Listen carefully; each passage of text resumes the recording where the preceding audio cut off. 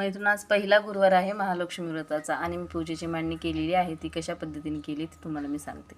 मैत्रीण, मी प्रथम पाट ठेवलेला आहे, त्यावर लाल कलरचा स्वच्छ रुमाल अंथरलेला आहे. त्यानंतर मी कलश स्थापन केलेला आहे देवीचा. त्यामध्ये 1 रुपयाने 1 सुपारी टाकलेली आहे.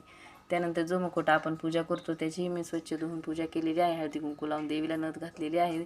त्याचबरोबर मंगळसूत्रही घातलेलं आहे. देवीच्या बाजूला शंख आणि घंटीही ठेवलेली आहे. त्याचबरोबर मैत्रीण, मी स्वामींचा श्रीयंत्रासोबतचा फोटो ठेवलेला आहे. त्याचबरोबर देवीसमोर विडा ठेवलेला आहे. त्याचबरोबर अखंड लक्ष्मी प्राप्तीसाठी आणि लक्ष्मी स्थिर होण्यासाठी ज्या कवड्या आपण पूजा करतो त्याही ठेवलेल्या आहेत. देवीसमोर धूप दीप लावलेला आहे, दिवा प्रज्वलित केलेला आहे. त्याचबरोबर गुरुवारची रांगोळी मी काढलेली आहे. मैत्रीण, आपल्याजवळ जे फळं उपलब्ध असतील ते देवीसमोर ठेवायचे आहेत. आपल्याला खडीसाखर, गूळ असा प्रसाद ठेवला तरीही चालेल. अशा पद्धतीने मी पूजेची मांडणी केलेली आहे. तुम्ही अशाच पद्धतीने करा.